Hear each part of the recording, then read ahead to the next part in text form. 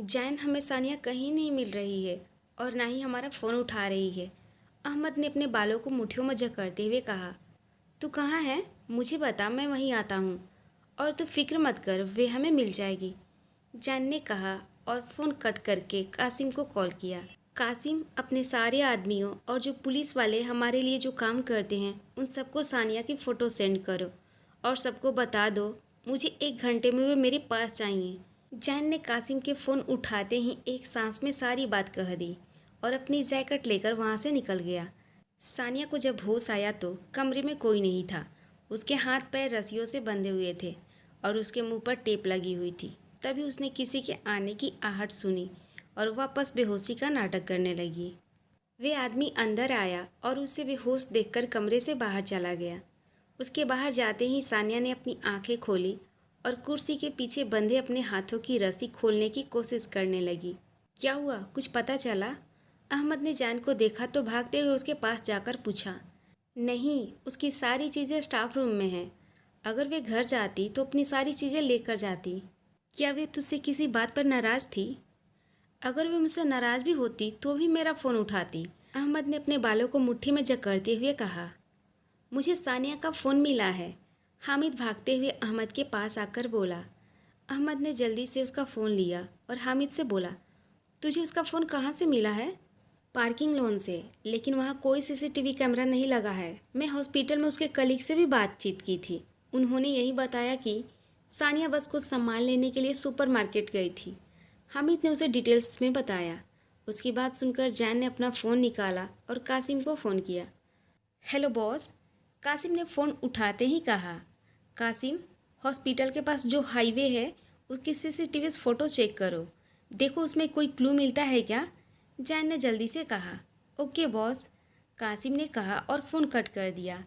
अहमद और हामिद, तुम दोनों उठो, हमें पहले आसपास देख लेना चाहिए। शायद उसकी वजह से हमें सानिया तक पहुंचने का कोई क्लू मिल जाए, जैन ने उन दोनों से कहा। उसकी बात सुनकर उन दोनों ने हाँ में सिर हिलाया और तीनों 3 दिशा में चले गए। उन तीनों ने हॉस्पिटल के पास की सारी जगह छान मारी, लेकिन उन्हें कोई क्लू नहीं मिला। अहमद मायूस होकर वापस आ रहा था जब उसका पैर हॉस्पिटल के बैक डोर के पास रखे फ्लावर पॉट से टकरा गई और उसकी नज़र किसी चमकती हुई चीज़ पर पड़ी। उसने नीचे झुककर मिट्टी को हटाया तो देखा वहाँ एक रिंग थी। अहमद ने हैरान होकर उस रिंग को उठाया। ये रिंग वही थी जो उसने कुछ दिन पहले सानिया को गिफ्ट की थी। उसका दिल अब बहुत घबरा रहा था। उसे समझ नहीं आ रहा था कि सानिया अचानक कहाँ गायब हो गई। क्या हुआ, कुछ पता चला? जान और हामिद ने उसके पास आकर पूछा। हाँ, मुझे यहाँ सानिया की रिंग मिली है, अहमद ने उन्हें जवाब दिया। तभी जैन के फ़ोन पर कासिम की कॉल आई। जैन ने जल्दी से फ़ोन उठाया और फ़ोन उठते ही कासिम बोला, बॉस, मैंने सीसीटीवी फुटेज चेक की है। सानिया मैम को कुछ लड़के बेहोश करके एक गाड़ी में लेकर गए हैं। क्या तुमने गाड़ी की लोकेशन निकलवाई? जैन सपाट लहजे में बोला। जी बॉस, वे कार इस वक्त एक ग्लोबल प्लाजा के पास है, कासिम ने जल्दी से बताया। ठीक है, तुम मुझे कार की एग्जैक्ट लोकेशन भेजो, हम अभी वहीं के लिए निकल रहे हैं, जैन ने कहा और फ़ोन कट करके अहमद से बोला। चल, सानिया का पता चल गया है। वे कहाँ है? अहमद ने पूछा। गाड़ी में बैठ, फिर बताता हूँ, जैन ने कहा और वे तीनों गाड़ी में बैठकर वहाँ से चले गए। सानिया ने जैसे तैसे करके अपने हाथ की रस्सी खोली और अपने मुंह से टेप निकालकर अपने पैर की रस्सी खोल ही रही थी कि उसे बाहर से कदमों की आहट सुनाई दी। बाहर से आती कदमों की आवाज़ तेज हो गई। सानिया जल्दी जल्दी अपना हाथ चलाने लगी कि तभी दरवाज़ा खुला। वे आदमी अंदर आया तो कुर्सी खाली थी। उसने अपने आसपास देखा तो कोई नहीं था। उस आदमी ने गुस्से से बाहर खड़े अपने साथियों को आवाज़ दी। यार, ये लड़की कहाँ चली गई? उनमें से एक बोला। यार विक्की, तूने उसे बांध के रखा था ना, तो वे कहाँ चली गई? विक्की का एक साथी बोला। यार, अगर रसीद को पता चल गया ना हम चारों को होते हुए वो लड़की यहाँ से गायब हो गई है तो वे हमें छोड़ेगा नहीं, विक्की ने डरते हुए कहा। यार साहिल, तूने रूम अच्छे से चेक तो किया है ना? फिर लड़की हम सबकी नज़रों में आए बिना ही कैसे गायब हो गई? विक्की ने साहिल से पूछा। हाँ, मैंने सब जगह देख लिया है, साहिल ने जवाब दिया। राजू, तू यहीं रुक, हम सब पास के इलाके में चेक करके आते हैं, विक्की ने राजू से कहा और वे तीनों वहाँ से निकल गए। राजू के कमरे से निकलने के बाद सानिया, जो खुद को कबर्ड में बंद करके बैठी थी, बाहर आई और थोड़ा सा दरवाज़ा खोलकर आसपास देखने लगी। ये देखकर कि बाहर कोई नहीं है, सानिया बाहर निकलकर वहाँ से बाहर की तरफ भागने लगी कि तभी किसी ने उसका हाथ पकड़ लिया। इतनी भी क्या जल्दी है छमक छलो, पहले जो तुमने हमारी बेइज्जती की थी, हमें उसका हिसाब तो बराबर करने दो। वे आदमी गुस्से से सानिया के चेहरे पर नज़र गड़ाए हुए बोला, छोड़ो मुझे। उसकी नज़रों में अपने लिए हवस देखकर सानिया ने डरते हुए कहा, इतनी भी क्या जल्दी है, अभी तो मैंने तुम्हें ठीक से पकड़ा ही नहीं है, तो छोड़ कैसे दूँ। रसीद ने उसे सोफे पर धक्का दिया और ज़ोर ज़ोर से हंसने लगा। सानिया डरते हुए सोफे से उठकर भागने ही वाली थी कि तभी रसीद ने उसे फिर से पकड़ लिया। भागने की इतनी जल्दी क्या है, अभी तो तुम मेरे हाथ लगी हो। वे सानिया के करीब आकर उसके कान में बोला, छोड़ो मुझे। सानिया उसकी पकड़ से आज़ाद होने की कोशिश करते हुए बोली, तुम्हें पता है, मैं पहले तुम्हारी उस दोस्त को किडनैप करना चाहता था, लेकिन हमसे पहले किसी और ने उसका किडनैप कर लिया। तो मेरे पास अपना बदला लेने का सिर्फ एक ही ऑप्शन था और वे थी तुम। रसीद ने हंसते हुए कहा, लगता है तुम्हें अपनी ज़िंदगी प्यारी नहीं है रसीद। रसीद के पीछे से एक आदमी के गुस्से भरी आवाज़ आई। रसीद ने पीछे मुड़कर देखा तो अहमद और जैन वहाँ खड़े थे। अहमद। सानिया ने अहमद को देखकर उसे आवाज़ दिया। जैन को देखते ही सानिया पर उसकी पकड़ खुद ब खुद ढीली हो गई। सानिया ने मौके का फ़ायदा उठाकर उसे धक्का दिया और भागते हुए जाकर अहमद के गले लग गई। अहमद ने ज़ोर से उसे खुद में भींच लिया। जैन अंदर जाकर सोफे पर बैठ गया। बॉस, मुझे नहीं पता था कि ये आपके। इससे पहले कि रसीद अपनी सफाई में कुछ कहता, जैन ने उसके हाथ पर गोली मार दी। गोली की आवाज़ सुनकर हामिद जो बाहर खड़ा था भागते हुए अंदर आया। अहमद ने सानिया को खुद से दूर किया और हामिद से बोला, इसे बाहर लेकर जाओ। सानिया ने डरी हुई नज़रों से अहमद को देखा तो अहमद मुस्कुराते हुए बोला, डरने की कोई ज़रूरत नहीं है, तुम बाहर गाड़ी में जाकर बैठो, हम अभी आते हैं। उसकी बात सुनकर सानिया ने अपनी हाँ में गर्दन हिलाई और वहाँ से हामिद के साथ चली गई। उसके जाते ही अहमद के चेहरे की स्माइल गायब हो गई और उसने खूंखार नज़रों से रसीद को देखा और गुस्से से बोला, क्या कहा तूने? तुझे नहीं पता था साले? बॉस, मैं सच कह रहा हूँ, मुझे नहीं पता था। रसीद दर्द भरी आवाज़ में बोला। अहमद ने अपनी गन निकालकर उसके पैर पर गोली मार दी। हमारे ही आदमी होकर हमारे साथ गद्दारी करने की कोशिश की। इस पर जैन ने अपनी लाल आंखों से उसे घूरते हुए बोला, बॉस, मैंने कोई गद्दारी नहीं की। रसीद दर्द से तड़पते हुए बोला, मुझे झूठ और धोखे से सख्त नफरत है। कहते हुए उसने अहमद की तरफ देखा। अहमद ने अपनी गन निकाली और रसीद के सिर पर तानते हुए बोला, तुम्हारे साथियों को तो हम पहले ही मार चुके हैं, अब तुम अकेले रहकर क्या करोगे? और हाँ, उन्होंने ही हमें बताया था कि तुम्हें कासिम का मैसेज आया था, लेकिन फिर भी तुमने सानिया को नहीं छोड़ा। मेरी एक बात याद रखना, वे अहमद की जान है। अगर किसी ने भी उस पर बुरी नज़र डालने की कोशिश की तो उसका अंजाम सिर्फ मौत है। कहते हुए अहमद ने उसके सिर पर गोली मार दी। जैन सोफे से उठा और फिर दोनों बाहर चले गए। वे दोनों गाड़ी स्टार्ट करके अभी आधे रास्ते ही पहुंचे थे कि जैन का फ़ोन रिंग करने लगा। जैन ने स्क्रीन पर नाम देखा और फ़ोन साइलेंट कर दिया। जैन का फ़ोन बार बार रिंग कर रहा था, लेकिन उसने एक बार भी फ़ोन नहीं उठाया। जैन, बार बार किसका फ़ोन आ रहा है? अहमद ने चिढ़कर कहा। तेरी बहना का। जैन ने सीट से सिर टिकाकर कहा। तो उठा क्यों नहीं रहा है? अभी वे कह ही रहा था कि तभी फिर से उसका फ़ोन रिंग होने लगा। अहमद ने उसके हाथ से फ़ोन लिया और पिक करके स्पीकर पर डाल दिया। शाह जी, आप मुझे रूम में लॉक करके क्यों गए हैं? आप एक बार घर आइए, फिर मैं आपको बताती हूँ। जैनब गुस्से से बोली। हाँ, इसलिए तुम्हें लॉक करके आया था क्योंकि मुझे पता था मैं जहाँ भी जाऊँगा झांसी की रानी वहाँ आ जाएगी। जैन ने अहमद को घूरते हुए कहा। क्या कहा आपने? झांसी की रानी? आप आइए तो सही, मैं आपको बताती हूँ कि झांसी की रानी होती कैसी है। जैनब चिढ़कर बोली। अच्छा, घर आ जाऊँगा तब बात करते हैं, अभी ये बताओ कि रात के खाने में तुमने क्या बनाया है? जैन बात बदलते हुए बोला। जहर। जैनब गुस्से से बोली। ठीक है, मैं अहमद के घर पर जा रहा हूँ, तुम खाकर सो जाना। जैन मुस्कुराते हुए बोला। उन दोनों की बात सुनकर अहमद, हामिद और सानिया अपनी हंसी दबाने की नाकाम कोशिश कर रहे थे। आपको तो मैं बाद में देखती हूँ, जैनब बड़बड़ाते हुए बोली। जैन ने अहमद के हाथ से फ़ोन लिया और स्पीकर बंद करके बोला, यार तुम देखते ही तो नहीं हो, आप अपना बहुत ही। जैनब की बात पूरी होने से पहले ही जैन मुस्कुराते हुए बोला, यार मुझे पता है मैं बहुत हैंडसम हूँ, तुम्हें बताने की ज़रूरत नहीं है। खुशफहमी तो देखिए जान आपकी, मुँह मियाँ मिट्ठू बन रहे हैं। जानब ताना मारती हुए बोली। हाँ, तो जब बीबी तुम जैसी हो तो इंसान कर भी क्या सकता है। जान ने अपनी हंसी दबाते हुए बोला। मतलब क्या है? उसकी बात सुनकर जानब गुस्से से बोली। घर पर आकर बताता हूँ, कहते हुए जान ने फ़ोन कट कर दिया और घूर कर अहमद को देखा, जो कब से उसे देखकर हंस रहा था। हंस मत बेटा, शादी के बाद तू भी यही सोचेगा कि मैंने शादी क्यों की। जैन ने मुस्कुराते हुए कहा। जैन भाई शुक्र मनाइए, जैनब ने ये बात नहीं सुनी, नहीं तो आपका क्या हश्र होता। हामिद हंसते हुए बोला। यार अभी तो उठने वाले तूफान को शांत कर दिया, घर जाकर क्या करेगा। अहमद ने जैन को आंख मारते हुए कहा। उसकी बात सुनकर सानिया ने घूरकर उसे देखा तो अहमद चुप हो गया। अहमद फ्रंट मिरर से सानिया को बार बार देख रहा था। मुझे घूरना बंद करो और ड्राइविंग पर ध्यान दो, मुझे इतनी जल्दी मरना नहीं है। उसे खुद को घूरते हुए देख सानिया ने चिढ़कर कहा। उसकी बात सुनकर अहमद ने मुंह लटका लिया, जबकि जैन और हामिद हंसने लगे। जैन रूम खोलकर अंदर आया तो जैनब कमरे में चक्कर काट रही थी। जैनब ने एक नज़र उस पर डाली और कमरे से बाहर जाने लगी। जैन ने उसे जाते देख उसका हाथ पकड़ लिया। हाथ छोड़िए मेरा, जैनब गुस्से से बोली। हाथ छोड़ने के लिए नहीं पकड़ा है, जैन ने उसे अपने करीब खींचते हुए कहा। जैनब ने उसे घूरकर देखा और बोली। आप मुझे यहाँ बंद करके क्यों गए थे? क्योंकि मैं डर गया था, मुझे पता था सानिया के नहीं मिलने की खबर सुनकर तुम ज़रूर उसे ढूंढने जाओगी। जब से तुम किडनैप हुई हो, अगर तुम 10 मिनट के लिए भी मेरी नज़रों से इधर उधर होती हो तो मेरी सांसें अटकने लगती है। जैन ने उसके चेहरे को अपने हथेली में लेते हुए कहा। जैनब ने एक नज़र उसे देखा लेकिन कुछ बोली नहीं।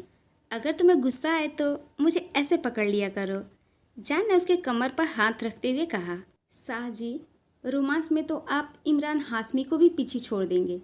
जैनब ने अपनी कमर से उसका हाथ हटाते हुए चिढ़कर बोली। यार गुस्सा हो तो मुझसे लड़ लो, पर नाराज मत हो, जैन ने उसका हाथ पकड़ते हुए कहा। शाह जी, मैं पूरी दुनिया से लड़ सकती हूँ पर आपसे नहीं लड़ सकती, जैनब उसके गले लगकर बोली। जैनब उसके गले लगी ही थी कि तभी उसे अपने हाथ पर गीलापन महसूस हुआ। जैनब ने अपने हाथों को देखा तो उसके हाथों पर खून लगा था। आपके हाथ से खून निकल रहा है? जल्दी से अपने शर्ट निकालिए, जैनब परेशान होकर जल्दी से जैन के शर्ट के बटन खोलती हुए बोली। क्या कर रही हो? अब तुम्हें शर्म नहीं आ रही है? जैन उसके हाथ को पकड़कर बोला। आपका खून निकल रहा है और आपको शर्म की पड़ी है, जैनब उसे घूरते हुए बोली। चोट मुझे लगी है और दर्द तुम्हें हो रहा है, जैन ने उसे आंख मारते हुए कहा। ऐसा कुछ नहीं है, वे खून देखकर मुझे। जैनब उसकी बात सुनकर कड़बड़ाकर अटकते हुए बोल रही थी कि तभी जैन ने उसके होठों को अपनी कैद में ले लिया और उसे चूमने लगा। जैन के होठ उसके चेहरे और गर्दन को छू रहे थे। जैन उसका दुपट्टा निकालने ही वाला था कि जैनब ने उसे रोक दिया। जैन अपने जज्बातों को कंट्रोल करते हुए पीछे हुआ और बोला। सॉरी, मैं कभी तुम्हारी परमिशन के बिना तुम्हें टच नहीं करूँगा। सा बस कुछ दिन और इंतज़ार कर लीजिए, जैनब आंखें टिमटिमाते हुए बोली। यार इंतज़ार ही तो नहीं होता, जैन उसे गले लगाते हुए बोला। अभी वे दोनों गले लगे ही थे कि अहमद अंदर आ गया। अबे साले, तू रोमांस करते वक्त रूम अंदर से बंद नहीं कर सकता? अहमद वापस मुड़ते हुए बोला। तू यहाँ क्यों आया था? जैन चिढ़कर बोला। मैं ये जानने आया था कि झांसी, मेरा मतलब है भाभी मान गई कि नहीं, अहमद ने पीछे पलटते हुए कहा। अहमद के मुंह से झांसी सुनकर जैनब गुस्से से बोली। अहमद भाई, अब पतीसी दिखाना बंद करिए। ये मत भूलिए कि सानिया मेरी दोस्त है और ऐसा ना हो कि आपको बाद में पछताना पड़े। उसकी बात सुनकर अहमद ने जैन की तरफ देखा और बोला। यार तेरी बीबी तो बहुत खतरनाक है। उसकी बात सुनकर जैन हंसते हुए बोला। और मैं खतरों का खिलाड़ी हूँ। अच्छा, अभी मैं आपको बताती हूँ कि कौन है खतरों के खिलाड़ी, जैनब ने कहा और पिलो उठाकर दोनों को मारने लगी। वे दोनों हंसते हुए भाग रहे थे। एक हफ्ते बाद आज सुबह से हर तरफ खुशियाँ छाई हुई थी। जैन बहुत खुश था और खुश क्यों नहीं होता, आखिर उसके जिगर की शादी थी। अहमद के चेहरे पर अलग ही खुशी थी। आखिरकार आज उसकी मोहब्बत उसे मिलने वाली थी। अहमद और सानिया सुबह से फ़ोन पर लड़ रहे थे और सब उन्हें लड़ते हुए देख यही सोच रहे थे कि शादी के बाद उन दोनों का क्या होगा। अब इधर आते हैं कि लड़ाई किस वजह से हो रही थी। तो बात ये थी कि सानिया चाहती थी जैनब उसकी तरफ रहे और अहमद चाहता था कि जैनब उसकी तरफ से रहे। आखिरकार दोनों की बात से तंग आकर जैनब बोली, मैं किसी के भी तरफ से नहीं रहूँगी। क्या? उसकी बात सुनकर सब शॉक्ड हो गए। जैनब, तुम ये क्या कह रही हो? चाची जान ने कहा। ठीक कह रही हूँ चाची जान, मैं दोनों तरफ से कैसे हो सकती हूँ? जैनब ने अपने सिर को थामते हुए कहा। मेरे पास एक आइडिया है, जैन ने कहा। तो जल्दी बताना, अब क्या मुहूर्त का इंतज़ार कर रहा है? अहमद ने चिढ़कर कहा। उसकी बात सुनकर जान उसे घूरकर देखा और बोला, यहाँ से जैनब अहमद की तरफ रहेगी और वहाँ जाने के बाद सानिया की तरफ हो जाएगी। हाँ, ये बिल्कुल ठीक है। अब अहमद भाई, आप दोनों लड़ना बंद कर दीजिए। शाहजी ने जो कहा है वही होगा। जैनब अहमद को उंगली दिखाते हुए बोली। ओके, अहमद ने मुस्कुराते हुए कहा। जैन और अहमद की ड्रेसिंग आज भी सेम थी। ब्लैक कलर का अरमानी सूट पहने वे दोनों बहुत ही डैशिंग लग रहे थे। जैनब रेड कलर का फ्रॉक पहनी थी। वे अपने बालों का मेसी जूड़ा बनाई हुई थी। गले में जैन का गिफ्ट किया नेकलेस, हाथों में चूड़ियाँ और होठों पर डार्क रेड कलर की लिपस्टिक लगाए हुए बेहद ही हसीन लग रही थी। जैनब तैयार होकर खुद को शीशे में देख रही थी। वे आज सच में कयामत ढा रही थी। जैन जो अपने आस्तीन फोल्ड करते हुए कमरे में एंटर हो रहा था, जैनब को देखते हुए वहीं रुक गया। शाह जी, मैं कैसी लग रही हूँ? जैनब के पूछने पर जैन होश की दुनिया में वापस आया। वे चलते हुए जैनब के पास गया और उसे पीछे से गले लगाकर अपनी ठोड़ी उसके कंधे पर रखकर शीशे में देखते हुए बोला, मेरी जान, हद से ज़्यादा खूबसूरत लग रही हो। इतना कि मेरा दिल बेईमान हो गया है और गुस्ताखी करने पर मजबूर हो रहा है। वे कहते हुए उसको होठों पर झुक ही रहा था कि तभी जैनब अपने होठों पर हाथ रखकर बोली, खबरदार, जो आपने मेरी लिपस्टिक ख़राब करने की कोशिश की तो। जान, मुझसे ज़्यादा तुमको लिपस्टिक प्यारी है? जान मुंह बनाकर कहा। जी हाँ, प्यारी है। फिलहाल आप मुझसे दूर हो जाइए। जैनब उसे धक्का दे रही थी, लेकिन जैन की पकड़ बहुत मजबूत थी। आखिरकार थक हार कर जैनब जैन से बोली, छोड़ दो ना। छुड़ा सकती हो तो छुड़ा लो, जान मुस्कुराते हुए कहा। जैनब खुद को छुड़ाने के बारे में सोच ही रही थी कि तभी जैन का फ़ोन रिंग करने लगा। जैनब ने मुस्कुराते हुए जैन को देखा तो जैन उसे घूरते हुए उससे दूर हो गया। जैन ने स्क्रीन पर नाम देखा तो अहमद का कॉल था। लानती, खुद की शादी थी तो क्या बोला था? अहमद, मौली को बुला, मुझे अभी के अभी शादी करनी है। जैन के फ़ोन उठाते ही अहमद गुस्से से उसकी नकल उतारते हुए बोला। उसकी बात सुनकर जैन ठहाके लगाने लगा। हंसना बंद कर कमीने इंसान, खुद की शादी की तो कितनी जल्दी की थी और मेरी शादी के वक्त कितना टाइम लगा रहा है। उसके ठहाकों को सुनकर अहमद चिढ़कर बोला, अच्छा अच्छा मेरी जान, थोड़ा सब्र कर ले। जान उसे समझाते हुए बोला, तूने किया था जो मुझे करने को बोल रहा है? अहमद परफ्यूम की बोतल उठाकर खुद पर छिड़कते हुए बोला, अच्छा मेरे बाप, तू अभी कहाँ है? जान अपना सिर पीटकर बोला, नीचे, सब तुम दोनों का इंतज़ार कर रहे हैं। अहमद सीढ़ियों से नीचे उतरते हुए बोला, चलो चलते हैं, वरना इस बेसबर का कुछ भरोसा नहीं, अकेले ही बारात लेकर सानिया के घर पहुंच जाए। जान ने हंसते हुए जानब से कहा, तो क्या मैंने आपको रोक कर रखा है? चलो। उसकी बात सुनकर जानब मुस्कुराते हुए बोली। वे दोनों नीचे उतरे तो अहमद जान को देखकर घूर रहा था। जान ने अहमद को घूरते हुए देखकर आंख मारी तो अहमद मुस्कुराने लगा।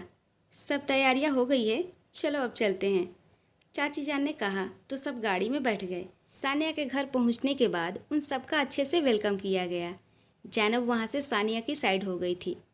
और दामाद साहब, अली ने अहमद को छेड़ते हुए कहा, तू तो पूरा साला लग रहा है।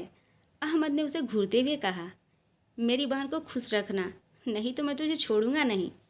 अली अहमद के कंधे पर हाथ रखकर वार्निंग देते हुए बोला, ओए अली, ये ना तू अपनी बहन को बता, जितना मैं मुझसे लड़ती है ना, मुझे अपना फ्यूचर खतरे में दिख रहा है। अहमद ने अली के कंधे पर सिर टिकाकर कहा, तो बेटा अभी भी वक्त है, मत कर शादी। जान ने हंसते हुए कहा, हाँ हाँ, तुम दोनों यही तो चाहते हो कि मैं कुंवारा ही मर जाऊँ। हाय मेरे होने वाले छोटे छोटे बच्चे, तुम लोग तो यही चाहते हो कि वे ना आए। अहमद नौटंकी करते हुए बोला, यार अहमद, यही तो वजह है कि हम चाहते हैं कि तू कुंवारा रहे। अली ने दुख के साथ कहा, कौन सी वजह? अहमद ने अली को खूंखार नज़रों से घूरते हुए कहा, अबे जब एक तुम ही हमसे संभाला नहीं जा रहा है तो सोच तेरे बच्चे को कौन संभालेगा। जान ने हंसते हुए कहा, जैसे मुझे संभाल रहे हो वैसे ही। और जैन, मैं तो ये सोचकर परेशान हूँ, तेरे बच्चे को कौन संभालेगा? अहमद ने अली को आंख मारते हुए कहा। ऐसे ही वे तीनों बात करते करते स्टेज पर चले गए। यार सानिया, आज तो तू शर्मा शर्मा कर ही नहीं थक रही है। जान अब सानिया को छेड़ते हुए बोली तो सानिया फिर शर्मा गई।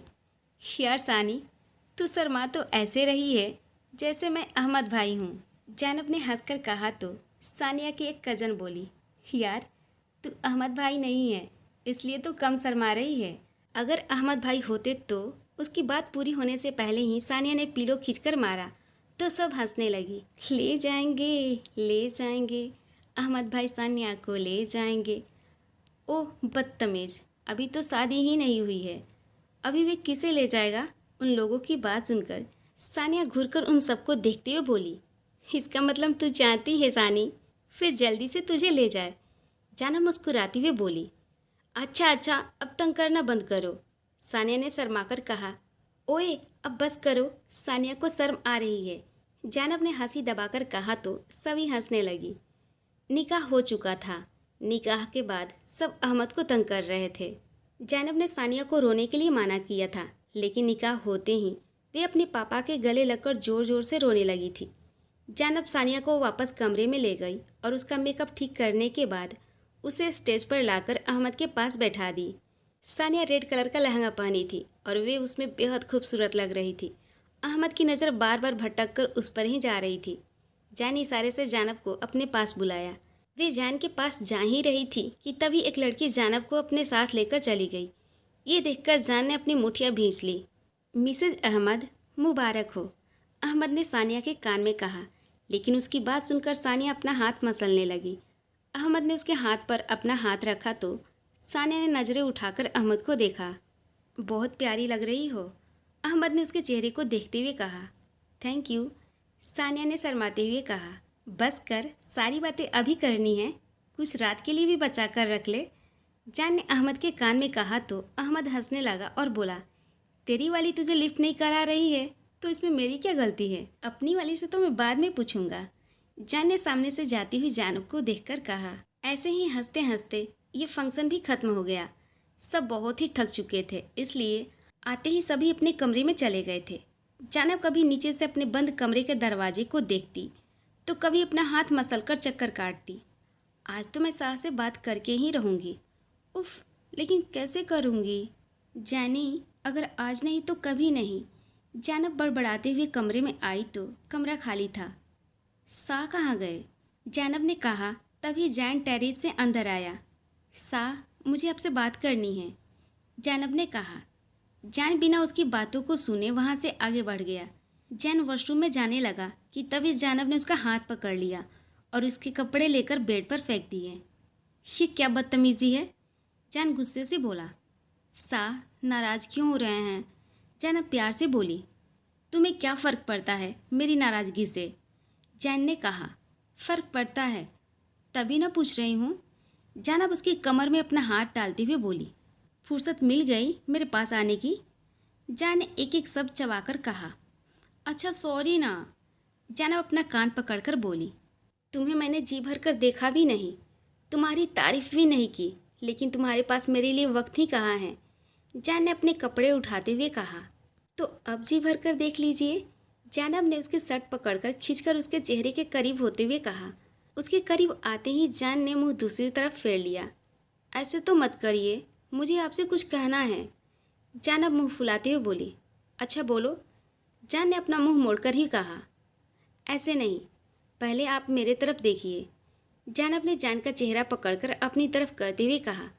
उसके चेहरे को देखते हुए जान ना चाहते हुए भी मुस्कुरा दिया। बोलो, उसने जानब के कमर को पकड़कर कहा। जानब ने लंबी सांस ली और बोली, मैं आपसे मोहब्बत करती हूँ। अच्छा, कब से करती हो? जान ने उसके बालों में हाथ फेरते हुए कहा। कब से? आपसे शादी हुई है तब से, लेकिन मैं कभी अपने जज्बातों को समझ ही नहीं पाई, और जब समझी तो मेरी कहने की हिम्मत ही नहीं हुई। मैं आपके बगैर जीने के बारे में सोच भी नहीं सकती। आई लव यू शाह, जानब जान के सीने से लगकर बोली। जान ने कसकर उसे खुद में भींचा और उसके माथे पर किस करके कहा। I love you too Shah की जान। जान ने उसका चेहरा ऊपर उठाया और उसके होठों पर किस करके उसे अपनी बाहों में उठाकर बेड पर लेटाकर बोला, मैं आई। उसकी बात सुनकर जैनब ने शर्मीली मुस्कान के साथ अपनी नज़रें झुका ली तो जैन उस पर झुकने लगा। आज जैन और जैनब एक हो चुके थे, उनकी रूहें एक हो चुकी थी। जैनब सुबह उठी तो जैन उसके करीब ही लेटा था।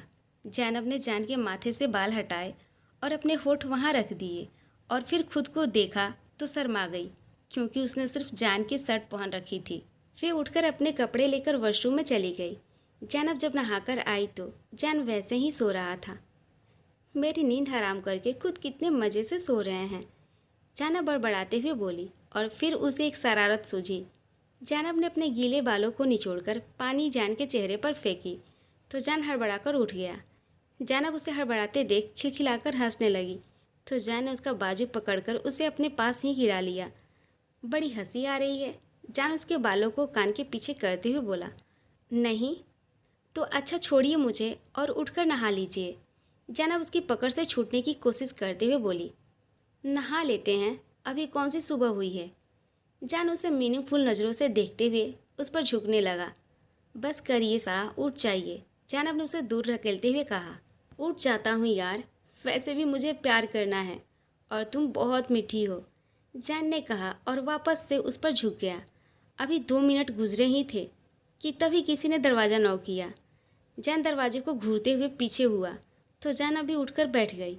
सब इस वक्त टीवी लाउंज में बैठे गप्पे मार रहे थे। जैन कासिम के साथ कुछ इम्पोर्टेंट बात डिस्कस कर रहा था। अहमद सबको बिजी देखकर जैनब के पास जाकर बैठ गया और बोला, प्यारी बहना, एक काम करोगी? जी, पहले बताइए कि काम क्या है, फिर मैं फैसला करूँगी। जैनब अपनी मुस्कुराहट छुपाकर बोली।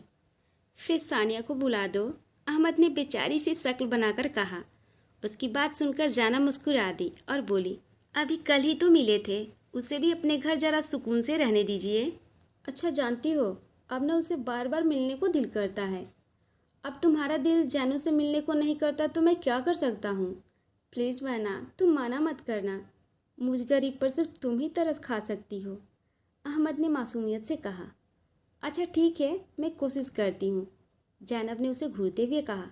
तुम्हें कोशिश नहीं करनी है, पक्का करना है, और मुझे पता है जैनब जहासा के लिए कुछ भी मुश्किल नहीं है। अहमद उसे मस्का लगाते हुए बोला। अच्छा बस करो, मस्का मत लगाओ, जैनब ने हंसकर कहा। उसकी बात सुनकर अहमद अपना सिर खुजाने लगा। जैन ने उन दोनों की तरफ देखा और हंस दिया और फिर अपने काम में बिजी हो गया, क्योंकि वे जानता था कि वे दोनों क्या बात कर रहे हैं। जैनब बैठी मैगज़ीन पढ़ रही थी। जैन और अहमद मीटिंग के बारे में बात कर रहे थे। तभी सानिया अंदर आई और जैनब के पास बैठकर बोली, कहो क्यों बुलाया है मुझे? बस वैसे ही, मैं बोर हो रही थी तो सोचा तुम्हें बुला लूँ, थोड़ी गपशप हो जाएगी। जैनब ने अहमद को देखकर मुस्कुराकर कहा।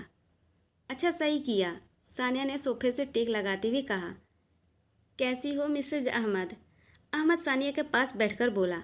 उसकी बात सुनकर सानिया ने घूरकर उसे देखा। जैन और जैनब अपनी हंसी दबाने की नाकाम कोशिश कर रहे थे। जैन भैया, ये हर वक्त यहीं रहता है? सानिया ने जैन को देखते हुए पूछा। जी, अपने डेरी डंबर के साथ हर वक्त यहीं रहता है, जैन हंसते हुए बोला। उसकी बात सुनकर अहमद ने उसे घूरा जैसे अब भी कच्चा चबा जाएगा। अरे जरा तमीज़ से बात करो, मैं तुम्हारा हस्बैंड हूँ, अहमद ने नौटंकी करते हुए कहा। उसकी बात सुनकर सानिया ने आंखें घुमाई और कहा, तमीज़ से। उन दोनों की बात होते देख जैनब उठकर जैन के पास जाकर बैठ गई। मेरे हाथ फिर लगो, तब देखो मैं तुम्हें अच्छे से सीधा कर दूंगा, अहमद ने कहा। धमकी दे रहे हो? सानिया ने आंखें घुमाकर कहा। जो समझना है समझ लो, अहमद ने उसे घूरते हुए कहा। तुम मुझे कुछ कहो तो सही, भैया तुम्हारा कीमा बना देंगे, सानिया ने मुस्कुराते हुए जैन को देखकर कहा। उसकी बात सुनकर जैन हंसने लगा। उन दोनों की लड़ाई चालू थी। जैन जैनब के करीब होकर बोला, जान, इनकी लड़ाई तो कभी ख़त्म नहीं होगी, क्यों ना हम चलकर थोड़ा प्यार कर लें। सा, अब हद करते हैं, जैनब ने उसके सीने पर मुक्का मारते हुए कहा। तो जैन ने उसका हाथ पकड़कर चूम लिया। उनकी ये कभी ना ख़त्म होने वाली लड़ाई अभी भी चालू थी।